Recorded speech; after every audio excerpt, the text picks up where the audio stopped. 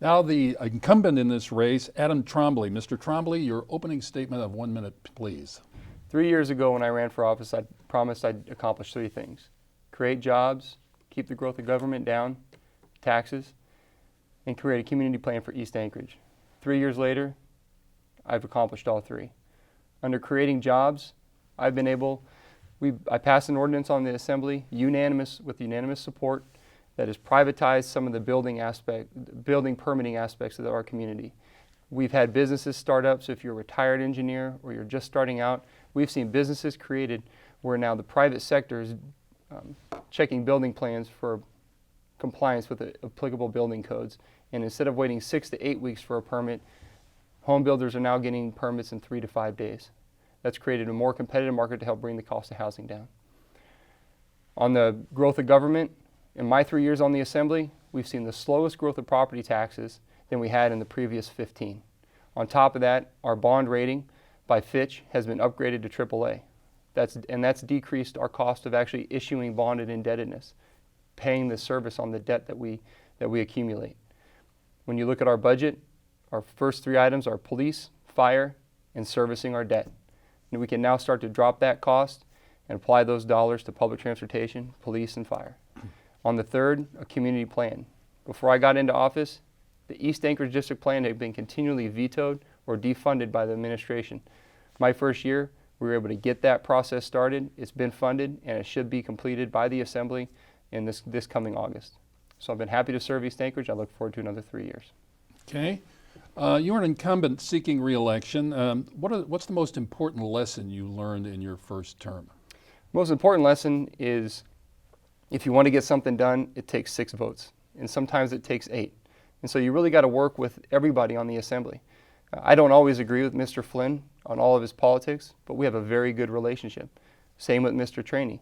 If I want to get something accomplished, I have to learn to compromise at times, but if I can get 85% of what I want, I feel like that's been a success, and really making sure that I can bring other people to my side and working with all members on the body.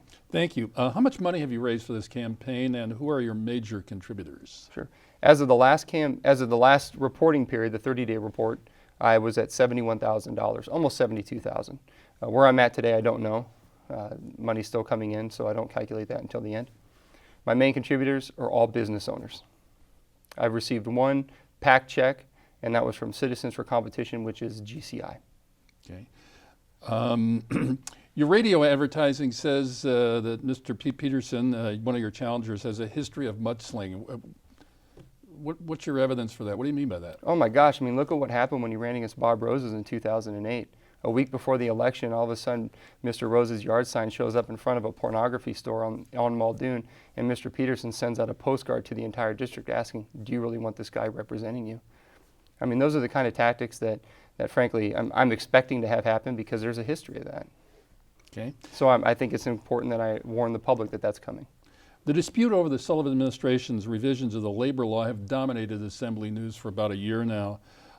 Did you support the changes? If so, why? I did vote for AO 37. At the same time, I also voted for repeal. There's aspects of AO 37 that are good. Making sure that the administration only negotiates 3-year contracts. That's a good thing. It's good for management. It's good for labor. Making sure that we don't negotiate labor contracts that have such high cost of benefit programs on the medical side that it hits the 40% tax on Obamacare. That's good for management. It's good for labor. But I voted for repeal because I think the process in which we followed was flawed. I think with all the consternation that it created, we had 22,000 signatures on a referendum. Look, I don't need that. I don't need 22,000 signatures to tell me that if it goes to the ballot, it's going to fail. Let's repeal it, and let's work those processes through in a more collaborative fashion. What's your perspective on moving the vote on the initiative, the repeal initiative, to the November ballot? Sure. I think whenever you can have something of such high, that's very controversial like that, having the highest voter turnout, I think is really important. And I did vote to put it on the November ballot. But at the same time, let's also look and say, hey, look, we already went the route of trying to get it on the April ballot. The mayor vetoed that. The Assembly took him to court. The Assembly lost. The only thing left to us was the November ballot. And so that's where we had to go. What about the complaints that it's going to be expensive, cost $350,000 or some large sum of money? I would disagree with that. Okay. There have been a number of stories on the reduction of the size of the police force, and there's some concern. Do we have an adequate number of police officers here in Anchorage to do the job of protecting the public? Well, I think when you look at, and I've done the analysis because I met with the AP Anchorage Police Department Union, is that Anchorage has roughly 13 police officers per 10,000. Our crime rate is lower than Chicago's, which has 45 officers per 10,000. So I think, can we always have more police officers? Absolutely. But let's talk about why we have a reduction. Why have we lost a lot of police officers? Matt Clayman was interim mayor. The city has a $30 million deficit. He negotiates an extension to the current APDEA contract. And in that, there was a buyout clause if you retired by a certain point in time, and the payout was very, very large. And so it makes sense that police officers are leaving because of that buyout clause. There have been several police shootings in the last year. I think a couple of them in your district. Some people are troubled by this. What's your perspective? Well, whenever a police officer gets shot, it's never a good thing. Crime is going to happen, but I think with some of the tactics that the Anchorage Police Department is utilizing as far as community policing, we have continually funded a police academy every single year, and so we are replacing additional police officers. But can you ever stop that kind of stuff? No, you can't. But is it troubling? Absolutely. I wondered about the police academy because there are, I don't know, something like 1,000 applicants, and very few of the applicants qualified. I Sure. sort of wondered if, obviously we want highly skilled police officers, but if our standards may be unrealistic. What do you think? Well, Anchorage has been known to have one of the highest standards in the country. And I think when you talk to police officers, one of the things they say is, we would rather have one good officer than 2 or 3 mediocre officers. So do I think we should lower the standards? No. But actually the number was, I think we had 1,400 applicants for, I think, 30 positions. Okay.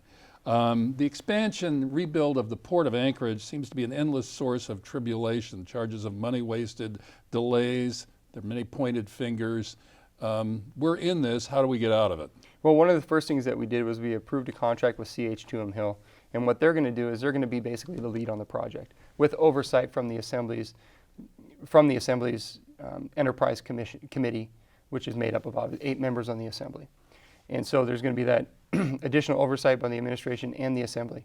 Now, what do we really need to focus on? If you talk to our current users, Tote, Horizon, the number one thing that we have to fix is dredging out the area, because right now under low tide, Tote and Horizon can't get their ships in. We got to bring stuff in, additional boats out, put the stuff on, and bring it to shore. The next thing we need to do is we need to fix the pilings in the area. And other than that, I'm not so sure that we should focus on the north end at this time. Let's fix what the current users are saying needs to be fixed, and then from there we can expand possibly to the north.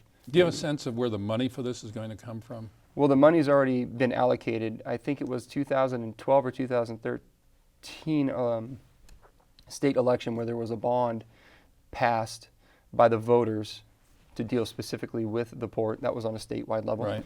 And then there's also been some funds from the municipality as well. The legislature continues to fund the proposed Kinnick crossing, although not at the level that the advocates are asking for.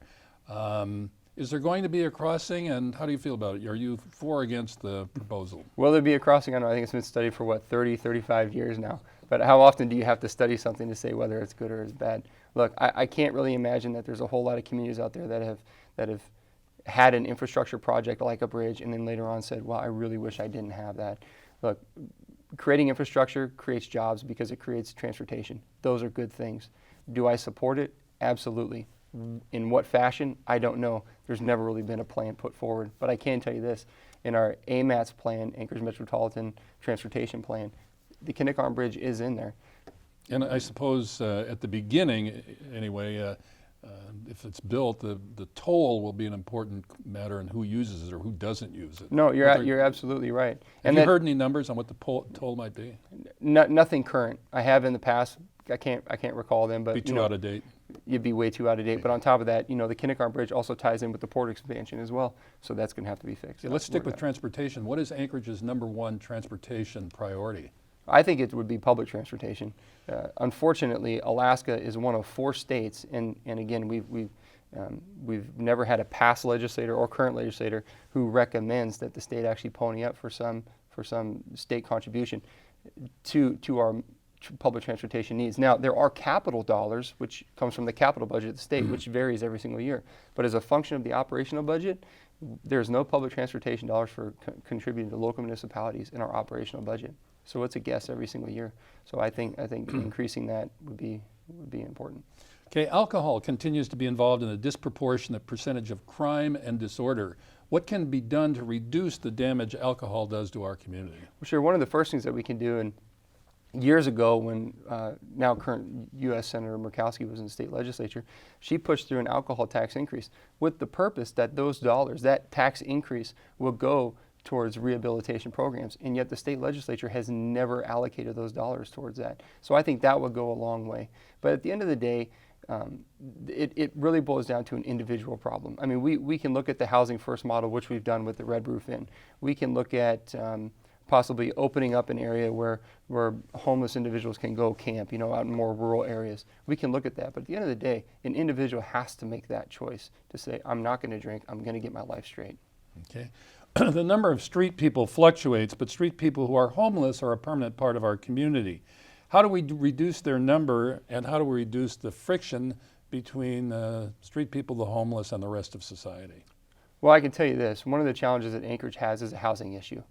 And so we have people like Dean Widener, Widener Homes, who say, I want to invest in Anchorage. But when we look at the regulatory environment in our community, as far as how long does it take to get building permits, what's the restrictions involved with planning and zoning, those are the kind of things that we need to reform, that I've really taken upon myself in the last 3 years to say, look, let's reform this, let's get faster permits, let's make it a less regulatory burdensome environment to where we can build those multifamily units like Dean Widener does all over the West Coast, Portland, Seattle, and up here, and say, look, we can bring the cost of housing down, and people can start to afford those things. If you visit our libraries, you will find them crowded, but are we appropriating or providing enough resources to get the libraries to do the jobs they should be doing? Sure. On a local side, I would say yes. Every single year, the Assembly almost votes unanimously to put funds back into the library budget, whether it's supplies.